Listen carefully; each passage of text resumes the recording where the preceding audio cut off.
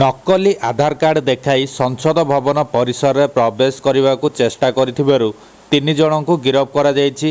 ଆସନ୍ତୁ ଜାଣିବା ଏହାର ସର୍ଭିସେସ୍ ଖବର ବିଷୟରେ। ନକଲି ଆଧାର କାର୍ଡ ବ୍ୟବହାର କରି ସଂସଦ ଭବନ ପରିସରରେ କାମ କରିବା ପାଇଁ ପ୍ରବେଶ କରିବାକୁ ଚେଷ୍ଟା କରିବାରୁ ଉତ୍ତରପ୍ରଦେଶର 3 ଜଣ ଶ୍ରମିକଙ୍କୁ ଗିରଫ କରାଯାଇଛି। ଜାଲିଆତି ଏବଂ ପ୍ରତାରଣା ଅଭିଯୋଗରେ ଦିଲ୍ଲୀ ପୋଲିସ ଏହି 3 ଜଣ ଅଭିଯୁକ୍ତ କାସିମ୍, ମୋନିସ ଏବଂ ଶୋଏବକୁ ଗିରଫ କରିଛି। ସେମାନେ ସୁରକ୍ଷା ଯାଞ୍ଚ ପାଇଁ ଏକ ଧାଡ଼ିରେ ଠିଆ ହୋଇଥିବା ବେଳେ ମଙ୍ଗଳବାର ସଂସଦ ଗୃହର ଫ୍ଲାପ୍ ଗେଟ୍ ପ୍ରବେଶ ଦ୍ୱାରରେ ସିଏସ୍ଏଫ୍ କର୍ମୀମାନେ ଏହି 3 ଜଣଙ୍କୁ ଅଟକ ରଖିଥିଲେ। ଯେତେବେଳେ ଅଭିଯୁକ୍ତମାନେ ସିଏସ୍ଏଫ୍ କର୍ମୀଙ୍କୁ ସେମାନଙ୍କର ଆଧାର କାର୍ଡ ଉପସ୍ଥାପନ କରାଇଥିଲେ, ସେତେବେଳେ ସେମାନଙ୍କ ପ୍ରମାଣପତ୍ର ସବୁ ସନ୍ଦେହଜନକ ମନେ ହେଉଥିଲା।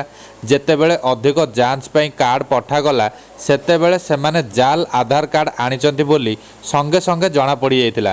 ତଦନ୍ତରୁ ଜଣାପଡ଼ିଛି ଯେ ସେମାନେ ଡିଭି ପ୍ରୋଜେକ୍ଟ ଲିମିଟେଡ୍ ଦ୍ୱାରା କାମ ପାଇଁ ନିଯୁକ୍ତ ହୋଇଥିଲେ ଏବଂ ସଂସଦ କମ୍ପ୍ଲେକ୍ସ ଭିତରେ ସାଂସଦଙ୍କ ଲୌଞ୍ଜ ନିର୍ମାଣରେ ନିୟୋଜିତ ହୋଇଥିଲେ।